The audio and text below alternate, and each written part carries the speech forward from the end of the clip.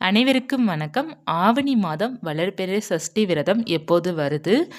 இந்த நாளன்று எப்படி விரதம் இருக்கணும்? எப்படி முருகப்பெருமானை வழிபாடு செய்ய வேண்டும்? கோவிலுக்கு எந்த பொருள் வாங்கி கொடுக்க வேண்டும்? நம் வீட்டில் என்னென்ன செய்ய வேண்டும்? அப்படிங்கிறத இந்த பதிவில் பார்க்கலாம். மற்றும் மகா சஷ்டி விரதம் நீங்கள் முதலாக விரதம் இருந்து பழக போகிறீங்க அப்படின்னு இந்த நாளை இதெல்லாம் நீங்கள் கடைப்பிடித்து பாருங்கள். உங்களுக்கு நன்றாக பழகிக்கும். நீங்கள் மகா சஷ்டி விரதம் அந்த 6 நாள் அல்லது 7 நாள் நீங்கள் எத்தனை நாள் விரதம் இருக்க போகிறீங்களோ அத்தனை நாள் பார்த்தீங்கன்னா உங்களுக்கு வெற்றிகரமாக நீங்கள் விரதம் இருந்து முடிப்பீங்க. கொஞ்சம் நீங்கள் அதற்கு முன்னாடி கொஞ்சம் நீங்கள் பழகிக்கணும். என்னென்ன செய்து நம்ம பழகிக்கணும் அப்படிங்கிறத இந்த பதிவில் நம்ம பார்க்க போகிறோம். ஆவணி மாதம் வளர்பிறை சஷ்டி வெள்ளிக்கிழமை தினத்தன்று வருது. அதாவது நாளைய தினம் ஆவணி மாதம் 13ஆம் தேதி. ஆகஸ்ட்டுக்கு பார்த்தீங்கன்னா 29ஆம் தேதி. ஆகஸ்ட் 29 வெள்ளிக்கிழமை அன்று நமக்கு சஷ்டி விரதம். இந்த நாள் ஒரு நாள் மட்டும் நம்ம விரதம் இருந்து வழிபாடு செய்வோம். இது மாதத்தில் வரக்கூடிய வளர்பிறை சஷ்டி. இப்போ நீங்கள் விரதம் இருக்கணும் அப்படின்னு வெள்ளிக்கிழமை காலையில் சீக்கிரமாக எழுந்திரிக்கணும். சூரிய உதயம் ஆரம்பிப்பதற்கு முன்னாடி ஒரு 6 மணிக்காவது எழுந்திரிக்கணும். சீக்கிரம் எழுந்திரிக்கும் பழக்கம் இருப்பவர்கள் 4:30க்கு மேலே எழுந்திருப்பது ரொம்ப நல்லது. ஒரு 5:30க்குள்ளே நம்ம முருகனுக்கு விளக்கேற்றி வைத்து வழிபாடு செஞ்சோம் அப்படின்னு நமக்கு நல்ல ஒரு பாசிட்டிவான வைப் நமக்கு கிடைக்கும். நீங்கள் எழுந்த உடனே முருகனுடைய நாமத்தை சொல்லிகிட்டே நீங்கள் எழுந்திரிக்கணும். அதாவது சஷ்டி இருப்பதனால ஓம் சஷ்டி பதையே நமோ நமக அந்த நாமத்தை சொல்லிவிட்டு நம்ம முருகனுக்கு 6 முறை சொல்லணும். முருகனை நினைத்து 6 முறை சொல்லலாம், 3 முறை சொல்லலாம், தவறு கிடையாது. 1 முறை கூட சொல்லலாம். நம்ம குறைஞ்சது ஒரு 6 முறை சொல்வது ரொம்ப நல்லது. சொல்லிவிட்டு நீங்கள் குளிக்க நீரில் எப்போதுமே பார்த்தீங்கன்னா வெள்ளிக்கிழமை தினம் இருக்கிறனால பெண்கள் 2 கல்லுப்பு மஞ்சள் இதெல்லாம் போட்டு குளிப்பது ரொம்ப நல்லது. இப்போ பார்த்தீங்கன்னா மஞ்சள் போடாதவர்கள் ஆண்களாக இருக்கிறாங்க அப்படின்னா சந்தனம் போட்டு குளிக்கலாம். அதாவது கொஞ்சமாக ஒரு சிட்டிகை போல் சந்தனம் போட்டு கொஞ்சமாக 2 கல்லுப்பு போட்டு குளிப்பது கண் திருஷ்டி போகும், உடலில் ஆரோக்கியம் பெறும், பாசிட்டிவிட்டி நமக்கு கிடைக்கும். இந்த நாள் முழுவதுமே ரொம்ப நல்லாயிருக்கும். அதற்காக நம்ம இந்த மாதிரி ட்ரை பண்ணணும். அடுத்து நம்ம செய்ய வேண்டியது என்ன அப்படின்னா பூஜை அறையில் பார்த்தீங்கன்னா நம்ம சுவாமிக்கு விளக்கேற்றும் போது அவருடைய படத்தை சுத்தப்படுத்திட்டு சந்தனம் குங்குமம் நீங்கள் வச்சிடணும். அதே போல் நம்ம எப்போதுமே நிலைவாசலில் மஞ்சள் குங்குமம் போட்டு வைப்போம் பார்த்தீங்களா, அந்த கதவு நிலை கதவு இருக்குது பார்த்தீங்களா, நம்மளுடைய மெயின் டோர் அங்கே பார்த்தீங்கன்னா ஓம் அப்படிங்கிறது நம்ம எழுதணும். அதாவது வரையணும். நம்ம மஞ்சளாலேயோ அல்லது சந்தனத்தாலேயோ நம்ம வரைஞ்சிக்கலாம். அப்படி வரைவதனால நம்ம இல்லம் பார்த்தோன்னா எப்போதுமே முருகனுடைய அருளோடு நமக்கு இருக்கும். அந்த வீட்டில் இருக்கிறவங்க நம்ம எந்த அளவுக்கு பாசிட்டிவாக இருக்கோமோ அதே போல் பார்த்தோன்னா வீடும் எப்போதுமே பாசிட்டிவிட்டியோடு இருக்கணும். வீடு பாசிட்டிவிட்டியோடு இருந்தால் மட்டும்தான் அந்த வீட்டில் இருப்பவர்கள் மகிழ்ச்சியாக இருக்க முடியும். இப்போ பார்த்திங்கன்னா நிறைய பேர் வாஸ்து சரியில்லை, வீடு இந்த இடத்துல இருக்கிறது சரியில்லை, இந்த வீட்டில் இருந்தாலே பிரச்சனை தான், அந்த வீடே நமக்கு பிடிக்கல, அப்படிலாம் நிறைய பேர் யோசிப்போம். அதாவது ஒவ்வொரு சூழ்நிலை பார்த்தோன்னா வீட்டை நினச்சி ஃபீல் பண்ணுறவங்க ஏகப்பட்ட பேர் இருக்கிறாங்க. இங்கே வந்தனால தான் இப்படி இருக்குது, இந்த வீட்டில் இருக்கிறனால தான் இப்படி இருக்குன்ட்டு. அது அவர்கள் பிரச்சனையை பொறுத்து அந்த மனநிலை அப்பப்போ மாறும். ஸோ அப்படி இருக்கும்போது நமக்கு நம்ம வீடு எப்போதுமே சுபிட்சமாகவும் நல்ல ராசியாக இருக்கணும் அப்படின்னு முருகனுடைய அருள் நமக்கு வேண்டும். ஏன்னா அந்த வீடு பார்த்தீங்கன்னா முருகனுடைய அருள் இருக்குது அப்படின்னா அந்த இல்லம் எப்போதுமே நன்றாக நமக்கு இருக்கும். ஏன்னா பூமிக்காரகன் தான் செவ்வாய் பகவான். அந்த செவ்வாய் பகவானுக்கு அதிதேவதை பார்த்திங்கன்னா முருகன். அப்போ நம்மளுடைய இல்லம் சொந்த வீடு வாங்குறதோ ஒரு இடம் வாங்குறதோ வாகனம் வாங்குறதோ பார்த்திங்கன்னா முருகனுடைய வழிபாடு தான் நம்ம மேற்கொள்கிறோம். அதே போல் நம்ம இருக்கிற வீடே நல்ல பாசிட்டிவோடு இருக்கணும். இருக்கிற வீட்டை வைத்து நமக்கு முன்னேற்றம் வேண்டும் அப்படின்னாலுமே நம்ம ஒரு சில இதை ஃபாலோ பண்ணணும். அப்படி பண்ணும்போது நமக்கு ஓரளவு நமக்கு நன்றாக இருக்கும். வீடே ராசி இல்லை அப்படிங்கிறது நினைக்கிறவங்க கூட அது ராசியான வீடாக முருகன் மாற்றி கொடுப்பார். இதை நீங்கள் நம்பிக்கையுடன் செய்து பாருங்கமே நன்றாக இருக்கும். அந்த நிலை கதவுல எப்போதுமே ஓம் அப்படிங்கிறத நீங்கள் எப்போதுமே இருக்கிற மாதிரி பார்த்துக்கோங்க. இப்போ சஷ்டி என்று நம்ம அந்த நாள் அந்த கதவை தொடச்சிட்டு நம்ம ஓம் போடுவது ரொம்ப நல்லது. அதே போல் தினமுமே அந்த ஓம் இருக்கணும். முருகனுடைய ஓம் இருக்கணும். அப்படி இல்லைன்னா ஸ்வஸ்திக் இருக்கணும். நம்ம விநாயகருக்குரிய அந்த ஸ்வஸ்திக் இருக்கிறது ரொம்ப நல்லது. ஏதேனும் ஒன்று கட்டாயமாக நமக்கு இருக்கணும் நம்மளுடைய நிலைவாசலில். அப்படி இருக்கும்போது நம்ம வீட்டில் நல்ல தேவதைகள் வர ஆரம்பிப்பாங்க. அடுத்து அந்த நிலை கதவுக்கு பார்த்தீங்கன்னா, நம்ம பூக்கள் போடுவது ரொம்ப ரொம்ப முக்கியம். நெறைய பேர் வந்து பூஜை ரூம மட்டும் தான் நம்ம கவனிக்கிறோமே தவிர, அந்த தலைவாசல வந்து கவனிக்கிறது கிடையாது. அங்க தான் நமக்கு கவனிக்க வேண்டியது முக்கியமானது. அந்த இடத்துல வந்து நம்ம பூக்கள் வைக்கணும். பூக்கள் வந்து மல்லிகை பூவா இருக்கலாம். நம்மகிட்ட எந்த பூக்கள் இருக்கோ, அந்த பூ வந்து நிலைவாசல்ல வந்து வைப்பது ரொம்ப நல்லது. வைத்த பிறகு நம்ம பூஜை அறையில போயிட்டு, நம்ம சுவாமிக்கு வந்து செவ்வரளி பூக்கள், மல்லிகைப்பூ வெள்ளிக்கிழமை நமக்கு சஷ்டி இருப்பதனால மல்லிகைப்பூ, நம்ம சம்மங்கி பூ, சாமந்தி பூ கூட போடலாம். சாமந்தி பூ, பன்னீர் ரோஜா இதெல்லாம் நம்ம போடுவது ரொம்ப நல்லது. கிடைக்கிற பூக்களை வைத்து நீங்கள் அலங்காரம் செய்துக்கோங்க. அடுத்து நம்ம செய்ய வேண்டியது என்ன அப்படின்னா, நீங்கள் அலங்காரம் செய்துட்டு விளக்கு ஏற்றணும். எத்தனை விளக்கு ஏற்றணும் அப்படின்னா, நீங்கள் மாலை நேரம் பூஜை செய்வீங்க அப்படின்னா, காலை 1 தீபம் மட்டும் நீங்கள் ஏற்றலாம். இல்லை காலையும் 6 தீபம் ஏற்றினா தாராளமாக நம்ம ஏற்றிக்கொள்ளலாம். இப்போ இந்த சஷ்டிக்கு வந்து இத்தனை விளக்கு தான் ஏற்றணும், அத்தனை விளக்கு தான் ஏற்றணும் அப்படிங்கிறது இல்லை. 1 விளக்கும் ஏற்றலாம், 2 விளக்கும் ஏற்றலாம், 6 விளக்கும் நம்ம ஏற்றலாம். எத்தனை விளக்கு வேண்டுமானாலும் நம்ம சஷ்டிக்கு வந்து நம்ம ஏற்றலாம். ஒரு விளக்கு ஏற்றி வச்சுக்கோங்க. நெய் தீபம் அல்லது நல்லெண்ணெய் தீபம் நம்ம ஏற்றி வைத்துக்கிடணும். ஒரு அகல் விளக்கா இருக்கலாம், இல்லை முருகனுக்கு நீங்கள் தனியாக விளக்கு வச்சுருக்கிறீங்க அப்படின்னா முருகனுக்கு தனியாக விளக்கு ஏற்றி வச்சுக்கோங்க. ஏற்றி வைத்த பிறகு நீங்கள் சஷ்டி கவசம் பாராயணம் பண்ணணும். நெய்வேத்தியமாக கல்கண்டு கூட நீங்கள் காலையில் வச்சுக்கலாம், அல்லது ஒரு டம்ளர் பால் வச்சுக்கலாம். உங்களால் என்ன முடியுதோ, இல்லை பழங்கள் ஆப்பிள் இந்த மாதிரி இருக்குது அப்படின்னா அதை வச்சுக்கோங்க. சிம்பிளாக ஏதேனும் நெய்வேத்தியம் காலையில் நேரம் வச்சுக்கோங்க. வைத்துட்டு சஷ்டி கவசம் படிங்க, அதுதான் ரொம்ப முக்கியம். மந்திரங்கள் சொல்லணும் அல்லது நம்ம பாடல்கள் படிக்கணும். திருப்புகள் படிக்கலாம், வேல்மாறல் படிக்கலாம், சஷ்டி கவசம் படிக்கலாம், கந்தர் அனுபூதி படிக்கலாம். நிறைய பாடல்கள் இருக்குது. கந்தர் அனுபூதிலாம் ஏகப்பட்ட பாடல்கள் இருக்குது. அதில் ஏதேனும் 4 வரி இப்போ பார்த்தீங்கன்னா வறுமை நீங்க பாடல்கள் இருக்கும், குழந்தை பிறக்க பாடல்கள் இருக்கும், அப்புறம் சொந்த வீடு வாங்குறதுக்கு பாடல்கள் இருக்கும். திருப்புகளே நிறைய பாடல்கள் இருக்குது. நமக்கு தேவையானது நீங்கள் கூகுளில் டைப் பண்ணாலே போதும், அத்தனை பாடல்கள் வரும். அப்படி இல்லைன்னா புத்தகம் வாங்கி வச்சுக்கலாம். இப்போ நீங்கள் கோவிலுக்கு போகிறீங்க இல்லையா, அங்கே திருப்புகழ் புக்கு இருக்கும், சின்ன புக்காக கூட நம்ம வாங்கி வச்சுக்கலாம்.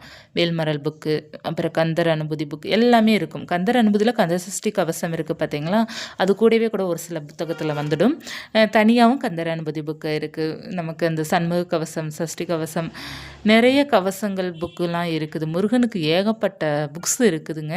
ஸோ நமக்கு வந்து தேவையானது மட்டும், நம்ம முக்கியமானது மட்டும் நம்ம வாங்கிக்கலாம். வாங்கிட்டு அதை நம்ம படிச்சுட்டு வரணும். செவ்வாய்க்கிழமை கட்டாயமாக ஏதேனும் படிக்கணும். முருகருக்கு வந்துங்க ரொம்ப பிடிச்சது வந்து அவருக்கு வந்து மந்திரங்களோ அல்லது பாடல்களோ அவரை பற்றி புகழணும். அதுதான் அவருக்கு ரொம்ப பிடிக்கும். அதுதான் வந்து நம்ம ஃபாலோ பண்ணிட்டாலே நம்ம நல்லா வாழ முடியும். நம்ம நினைத்த மாதிரி வாழ முடியும். எல்லாமே சகலமும் நமக்கு கிடைக்கும். அவருக்கு வந்து அதுதான் பிடிக்கும் போல. நிறைய ஆன்மீக பேச்சாளர்கள் முருகனுக்காக பேசுவாங்க இல்லையா, அவர்களும் சொல்கிறது ஃபுல்லாக பார்த்தீங்கன்னா, முருகனுக்கு வந்து பாடல்கள் பாடணும், அவரை ரசித்து பாடினா தான் அவருக்கு அது ரொம்ப பிடிக்கணும். நம்மளுக்கு வந்து தனியாக ஒரு அனுபவம் இருக்கும் பார்த்திங்கன்னா, அதுலேயும் பார்த்தாலே அப்படி தான். நம்ம வந்து அவருக்கு சாதாரணமாக விளக்கேற்றி வைத்து வழிபாடு செய்வதற்கும், அவரை புகழ்ந்து பாடி நம்ம வழிபாடு செய்வதற்கும் 2க்கும் ரொம்ப டிஃப்ரென்ஸ் இருக்குது. நம்ம வந்து அவரை புகழ்ந்து பாடி பாடி வழிபாடு செய்யும்போது பார்த்திங்கன்னா, நம் இல்லம் ரொம்ப ஒரு பாசிட்டிவிட்டியோட, அந்த விளக்கு கூட ரொம்ப பிரகாசமாக தெரியும் நம்ம கண்களுக்கு. முருகன் நம்மளை பார்த்து ரசிப்பது போல, சிரிப்பது போல ஒரு உணர்வு நமக்கு கொடுக்கும். அதனால் வந்து முடிந்த அளவுக்கு வந்து நம்ம ட்ரை பண்ணணும் பாடல்கள் பாட. இந்த மாதிரி நீங்கள் காலையில் ஏதேனும் ஒரு பாடல்கள் பாடிக்கோங்க. பாடிட்டு நீங்கள் விரதம் இருக்க ஸ்டார்ட் பண்ணணும். இப்போ நீங்கள் விரதம் இருக்கிறீங்க அப்படின்னா, ஏதாவது சாப்பிடணுமா அப்படின்னா, நீங்கள் வந்து வேக வைத்த உணவு சாப்பிட்லாம், இட்லி சாப்பிட்லாம்.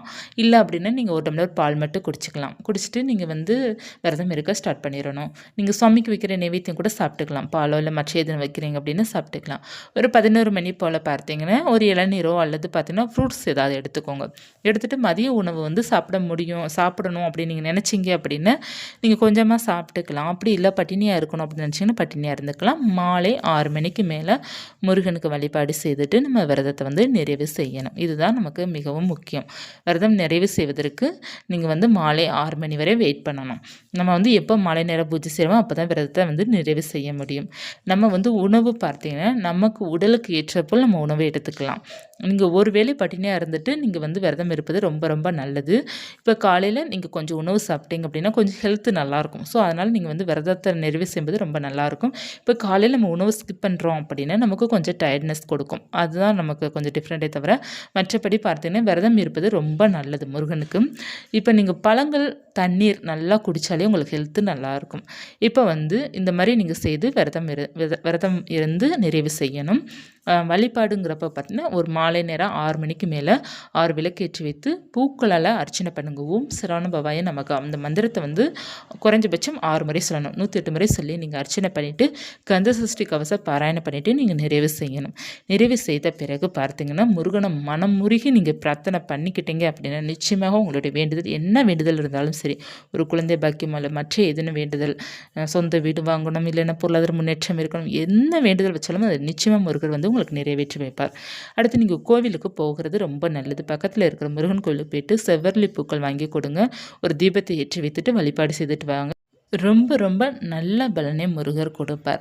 முருகரை வந்து நம்ம தரிசனம் பண்ணுவது அந்தளவுக்கு நமக்கு நல்ல பலன் கொடுக்கும். நம்ம ரொம்ப தூரம் போகணும், நம்ம வீட்டு பக்கத்தில் இருக்கிற முருகன் கோவிலுக்கு போயிட்டு வந்தாலே போதும்.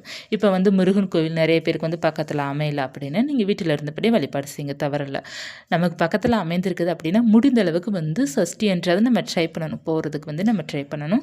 இப்போ அபிஷேகம் பண்ணுறாங்க அப்படின்னா பால் வாங்கி கொடுக்கலாம், தேன் வாங்கி கொடுக்கலாம், தயிர் வாங்கி கொடுக்கலாம். குழந்தைக்காக வழிபாடு செய்பவர்கள் ஏதேனும் ஒரு பொருள் வாங்கி கொடுப்பது மிக மிக மிக நல்லது. இப்போ பார்த்தீங்கன்னா இது ரொம்ப எளிமையான ஒரு நாள் விரதம்.